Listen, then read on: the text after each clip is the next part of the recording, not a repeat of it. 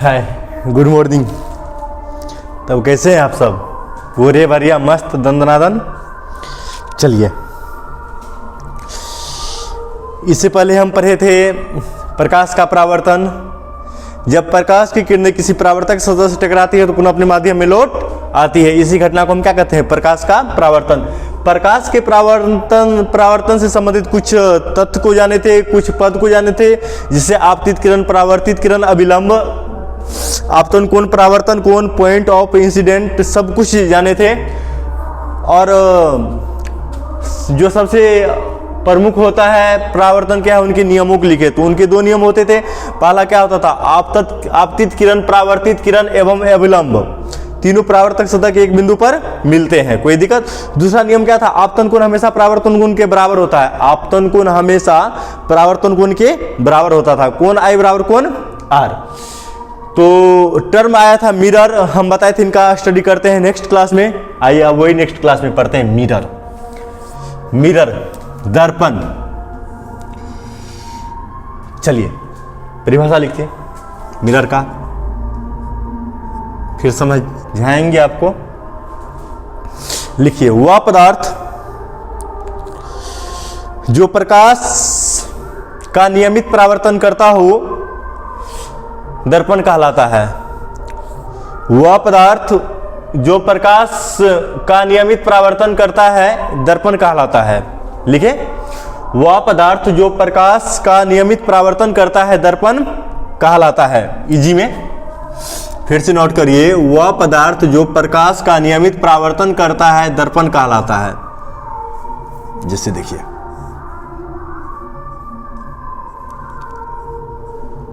इस पे भी प्रकाश की किरणें आएगी और वो क्या करेगा? उनको नियमित परावर्तन करेगा, लौटा देगा, दर्पण कहलाएगा। ये जो बोले थी पेंट के अवभाग होता है, उनको ही बोलते हैं रजकृत सतह। क्या बोलते हैं? रजकृत सतह। जिस सतह पर प्रकाश की किरणें पड़ती है उनको ही बोलते हैं परावर्तक सतह। क्या बोलते हैं? बोलिए तो, परावर्तक सतह। देखिए, अगर हम इसमें इस साइड पेंट कर दें और यहां से काट दें, अगर हम इसमें इस साइड से पेंट कर दें, यहां से और यहां से भी काट दें, तो ये हो जाएगा रजकृत सतह।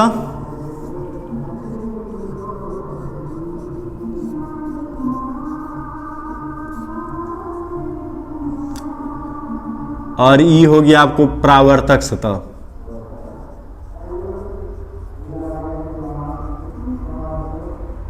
कोई दिक्कत? और एक इनके बारे में भी जानते हैं।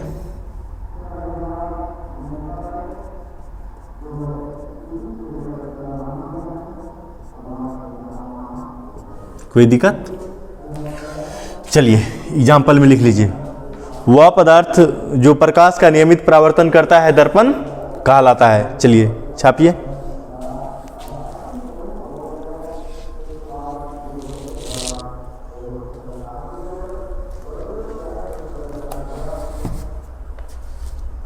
छापे?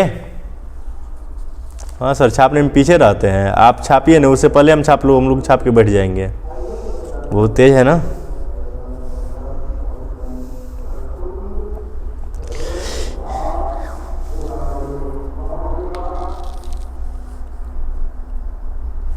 चलिए, उतना तेज नहीं बनना है। अब पढ़ना है टाइप्स ऑफ मिरर। दर्पण समझ में आया? दर्पण में दो सतहें होंगी। एक सतह जो कलर किया हुआ रहेगा उनको ही बोलेंगे रजकृत सतह, और एक सतह जो पूरे प्लेन रहेगा उनको ही बोलेंगे परावर्तक सतह। देखिए,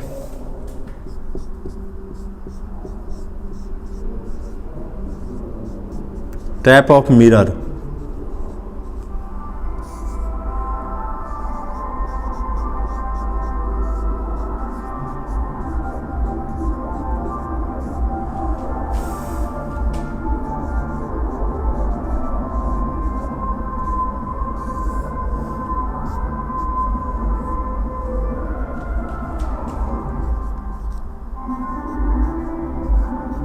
समतल दर्पण,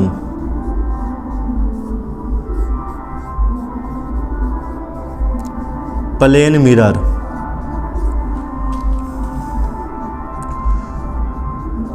गोलिया दर्पण,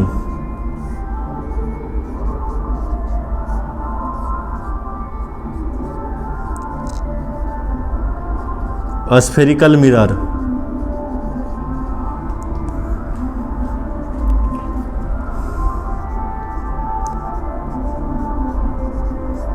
परवलयिक दर्पण, पैराबोलिक मिरर।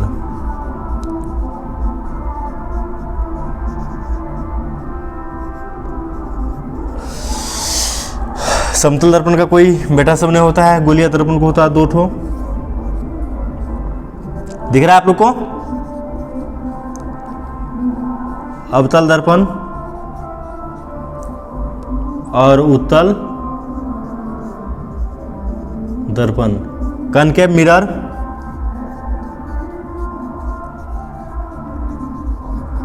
और कॉन्वेक्स मिरर।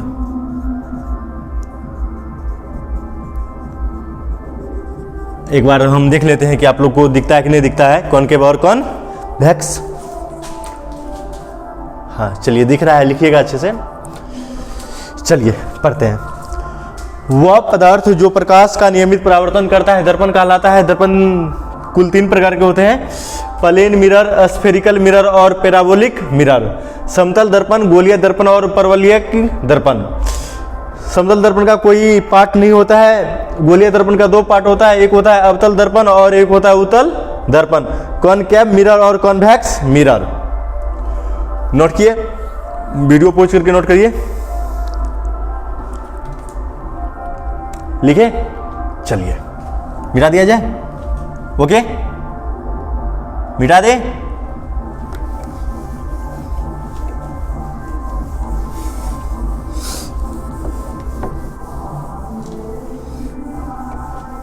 चलिए, बीच में कॉपी के बीचों बीच हेडिंग लगाइए, प्लेन मिरर।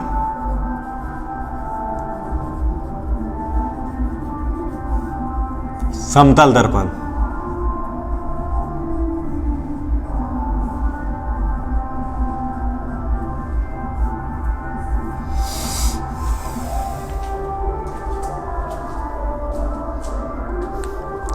नोट किए। चलिए लिखिए, वैसा दर्पण जिसका परावर्तक सतह समतल हो उसे समतल दर्पण कहते हैं। वैसा दर्पण जिसका परावर्तक सतह समतल हो उसे ही समतल दर्पण कहते हैं। आसान है, ये सब समझ में आ जाएगा आपको। ये हो गया आपको समतल दर्पण, क्योंकि इसका परावर्तक सतह क्या है बोलिए तो समतल है, न तो उभरा हुआ है और ना ही धंसा हुआ है, सिर्फ क्या है समतल है। तो ये भाग को हम बोलते हैं, आप लोग को पता है, कलई सतह या रज किरित सतह, और इस भाग को बोलते हैं बोलिए तो आप लोग जानते होंगे परावर्तक सतह। फिर से नोट करिए, वह दर्पण जिसका परावर्तक सतह क्या हो समतल हो उसे ही समतल दर्पण कहते हैं। वह दर्पण जिसका परावर्तक सतह समतल हो उसे ही समतल दर्पण कहते हैं। नोट किए। चलिए मिटा दिया जाए।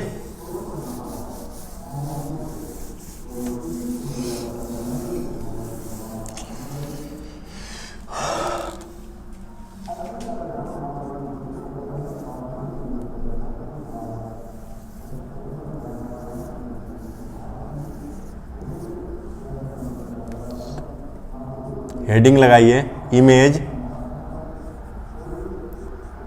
फॉर्मेशन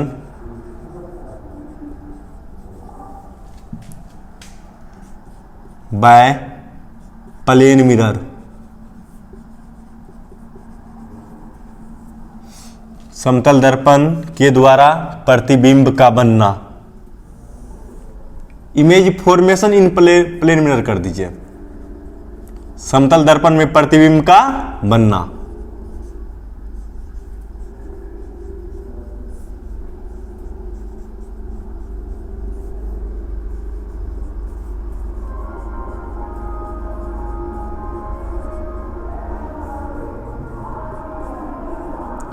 अब एक वर्ड आ गया प्रतिबिंब। बस अभी दिमाग में रजिस्टर करना है। आप आईने में शक्ल देखते हो और आईने में जो दिखता है उसे ही प्रतिबिंब कहते हैं, बस अभी इतना समझना है। चलिए,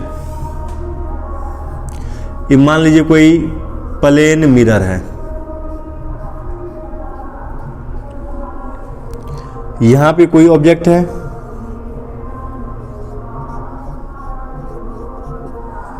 कोई दिक्कत? दर्पण है तो कोई ऑब्जेक्ट है तो ऑब्जेक्ट से प्रकाश की किरणें चलेगी, कोई दिक्कत यहां तक समझने में? और दर्पण से टकराएगी, ऑब्जेक्ट से रे चली और दर्पण से टकराई, कोई दिक्कत यहां तक समझने में? जब यह दर्पण से टकराया तो सेम वैसे ही इनका इमेजिनरी लाइन दर्पण के पीछे बना हुआ दिखाई देगा, और जहां पे एक दूसरे को कट करेगा वहीं पे प्रतिबिंब बनेगा ओ डैश। ये हो गया इमेज। क्या हो गया? कोई दिक्कत यहां तक सुनने में?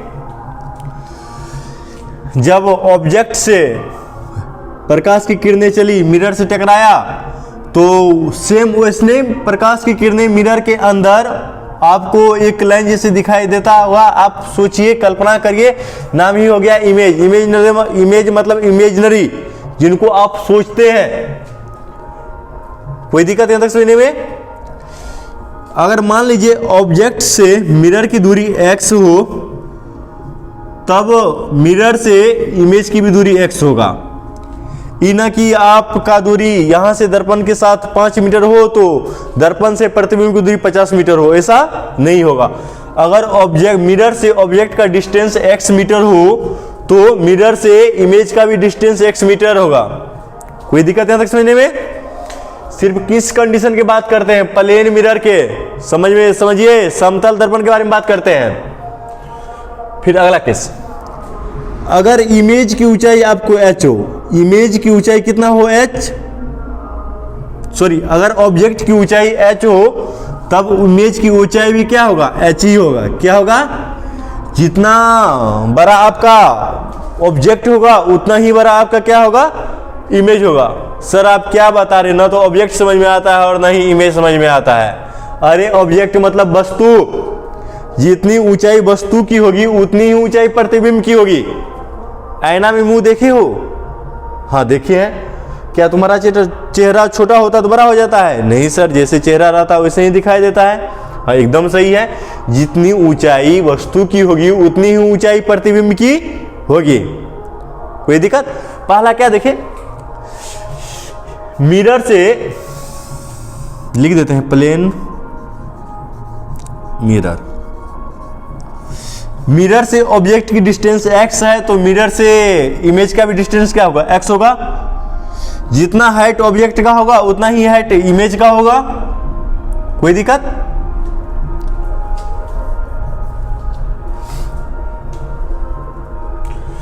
हाँ, अगर इमेज आपका जैसन इमेज है वैसे ही, जैसन आपका ऑब्जेक्ट है वैसे ही इमेज बनेगा। कोई दिक्कत यहां तक समझने में? अगर हम क्या करें, मिरर को थीटा कोण से घुमा दे, मिरर को पकड़े, क्या किए? पकड़े और थीटा कोण से घुमा दिए। जब ये मिरर को हम थीटा कोण से घुमाएंगे, सोच लीजिए ऐसे करके, मिरर को थीटा कोण से जब ये हम घुमाएंगे तो इमेज 2 थीटा कोण से घूम जाएगा। ये आपको इनका सत्यापन 12th मिलेगा। जब हम ये मिरर को पकड़े और थीटा कोण से रोटेट कर दिए तो इमेज भी कितना कोण से रोटेट होगा? 2 थीटा से। कितना से? 2 थीटा से। पढ़ेंगे अच्छे से। जब ये हम इमेज को थीटा कोण से रोटेट किए, सॉरी, जब ये हम मिरर को थीटा कोण से रोटेट किए तो इमेज भी कितना कोण से रोटेट हो जाएगा? बोलिए तो 2 थीटा कोण से रोटेट हो जाएगा। 2 टाइम्स हो जाता है थीटा का। अगर ऑब्जेक्ट मिरर की ओर u मीटर पर सेकेंड से आए, यदि ऑब्जेक्ट मिरर की ओर u मीटर पर सेकेंड से आए तब इमेज भी मिरर की ओर u मीटर पर सेकेंड से आएगा। कोई दिक्कत? यदि ऑब्जेक्ट मिरर की ओर u मीटर पर सेकेंड से आए तब इमेज भी मिरर की ओर u मीटर पर सेकेंड से आए। सर इंग्लिश में नहीं समझ, थोड़ा हिंदी बोलिए। ओके, जब वस्तु दर्पण की ओर u मीटर पर सेकेंड की चाल से आए तब प्रतिबिंब भी दर्पण की ओर u मीटर पर सेकंड चाल से ही आएगा। जितना दूर की आप दर्पण के पास जाइएगा आपका प्रतिबिंब भी दर्पण में उतना ही दूर के दर्पण के पास आएगा। कोई दिक्कत यहां तक समझने में? कोई दिक्कत? ऐसे कभी कभी ऐसे भी होता है, देखिए यहां पे नोट करिए, सोचिए ऑब्जेक्ट और मिरर की डिस्टेंस x है, तब ऑब्जेक्ट और इमेज के बीच कुल कितना डिस्टेंस हो जाएगा बोलो तो? 2x। 2x। कोई दिक्कत? अगर मान लीजिए ऑब्जेक्ट मिरर की और x वेलोसिटी से जाए तब इमेज ऑब्जेक्ट के और 2x वेलोसिटी से आता हुआ नजर आएगा। कोई दिक्कत? अभी जितना पॉइंट बोले हैं उनको नोट करिए एक नंबर करके, पुल डाउन।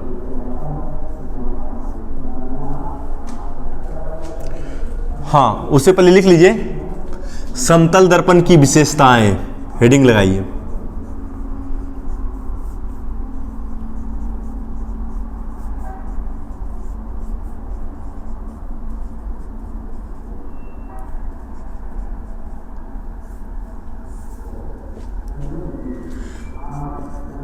प्रॉपर्टीज ऑफ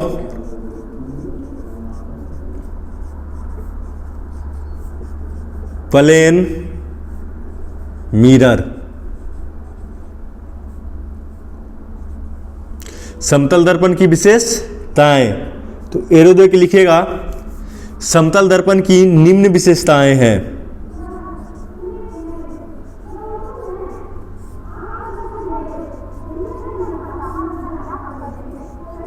समतल दर्पण की निम्न विशेषताएं हैं। पहला,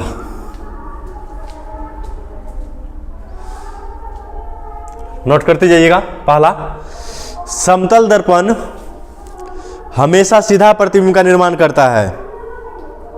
नोट किए?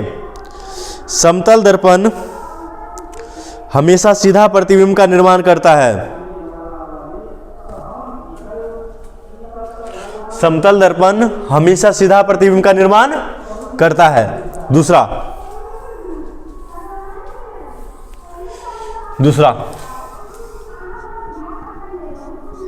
समतल दर्पण काल्पनिक तथा काल्पनिक का ही दूसरा नाम होता है आभासी, वर्चुअल या इमेजिनरी। समतल दर्पण हमेशा काल्पनिक तथा आभासी प्रतिबिंब का निर्माण करता है। समतल दर्पण हमेशा काल्पनिक तथा आभासी प्रतिबिंब का निर्माण करता है। नोट किए? तीसरा,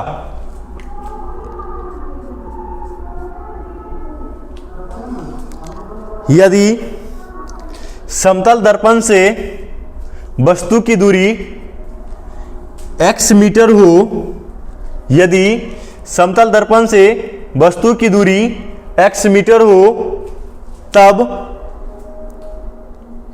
प्रतिबिंब से समतल दर्पण की दूरी x मीटर होगा। अर्थात वस्तु दूरी बराबर होगा प्रतिबिंब दूरी का। अर्थात वस्तु दूरी बराबर होगा प्रतिबिंब दूरी का।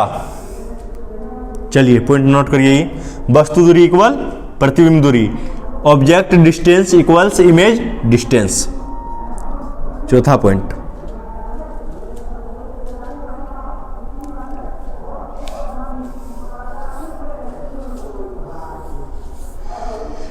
यदि ऑब्जेक्ट की ऊंचाई h सेंटीमीटर हो, यदि ऑब्जेक्ट की ऊंचाई h सेंटीमीटर हो, तब इमेज की भी ऊंचाई h सेंटीमीटर होगा। यदि ऑब्जेक्ट की ऊंचाई h सेंटीमीटर हो, तब इमेज की ऊंचाई h सेंटीमीटर ही होगा। अर्थात वस्तु की ऊंचाई वस्तु ऊंचाई इक्वल प्रतिबिंब ऊंचाई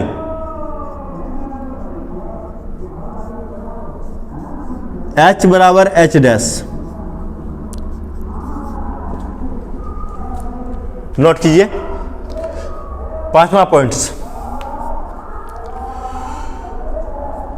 यदि वस्तु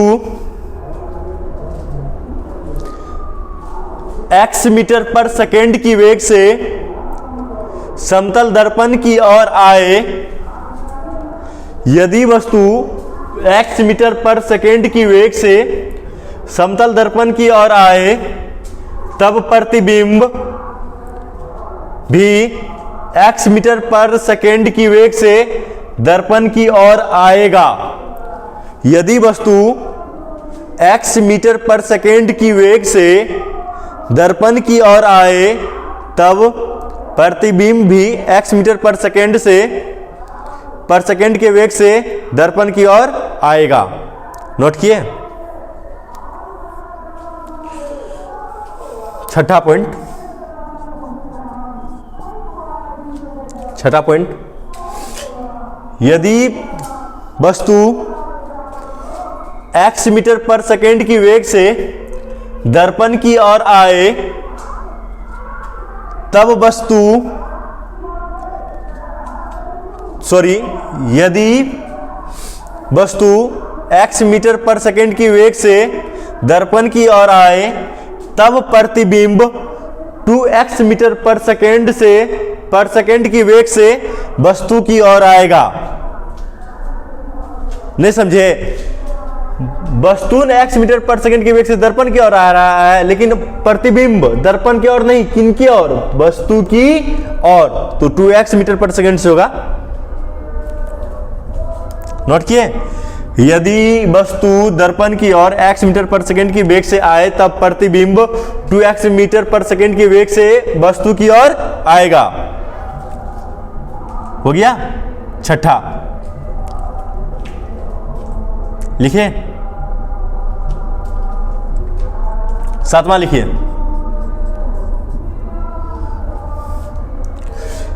यदि समतल दर्पण को थीटा कोण से घुमा दिया जाए, तब प्रतिबिंब 2 थीटा कोण से घूम जाता है।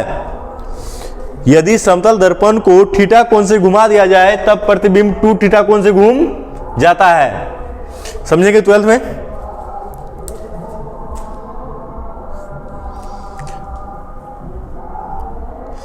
चलिए 8वां देखते हैं।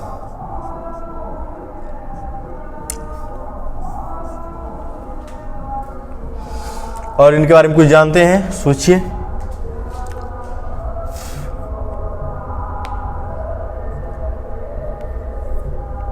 हाँ, एक चीज और जानते हैं, मैग्निफिकेशन, आवर्धन। हम बताएंगे प्रतिबिंब की ऊंचाई एवं वस्तु की ऊंचाई के अनुपात को ही क्या कहते हैं? आवर्धन कहते हैं। अर्थात आवर्धन को m द्वारा सूचित करते हैं। m बराबर हो जाएगा आपको h डैश बट्टा h। दोनों इक्वल होता है तो कट के कितना हो गया? 1। लिखिए, समतल दर्पण का आवर्धन +1 होता है।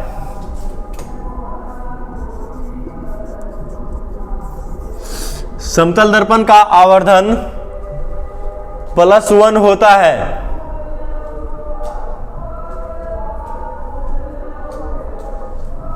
लिखिए 9 पॉइंट।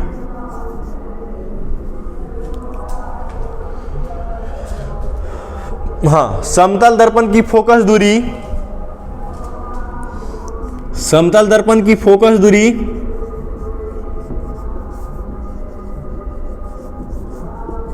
अनंत होता है। समतल दर्पण की फोकस दूरी अनंत होता है। नोट करिए, समतल दर्पण की फोकस दूरी अनंत होता है।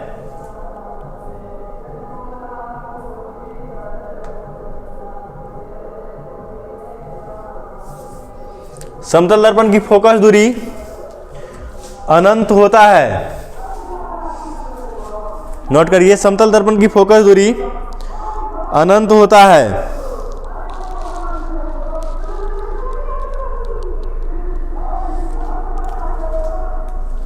दसवां पॉइंट, सब इंपॉर्टेंट है, अभी भी है, पॉइंट सब है। समतल दर्पण में पार्श्व परिवर्तन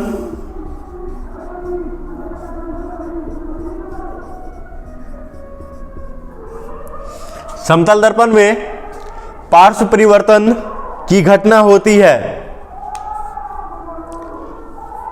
समतल दर्पण में पार्श्व परिवर्तन की घटना होती है, अर्थात किसी वस्तु का दायां भाग बायां भाग दिखाई देता है और बायां भाग दायां भाग दिखाई देता है। अर्थात किसी वस्तु का बायां भाग दायां भाग दिखाई देता है और दायां भाग बायां भाग दिखाई देता है। हम इनको पढ़ेंगे, जस्ट पॉइंट लिखा के बाद पार्श्व परिवर्तन पढ़ेंगे।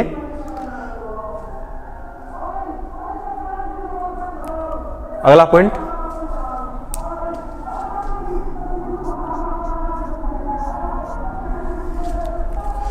पार्श्व परिवर्तन समझ में आ गया।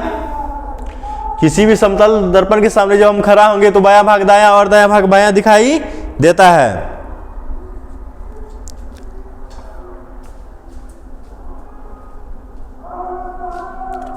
अगला पॉइंट, समतल दर्पण के प्रतिबिंब को पर्दे पर नहीं उतारा जा सकता है। समतल दर्पण के प्रतिबिंब को पर्दे पर नहीं उतारा जा सकता है।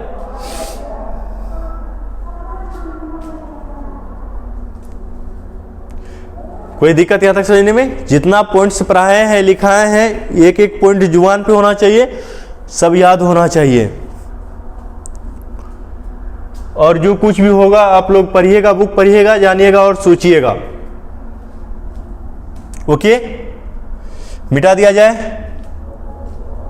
मिटा दिया जाए, हाँ मिटा दिया जाए। ओके, चलिए रहने देते हैं यहीं तक, पढ़ेंगे इससे आगे नेक्स्ट क्लास में। आज के लिए बस इतना ही, पढ़ के आइएगा, पूछेंगे, होना चाहिए।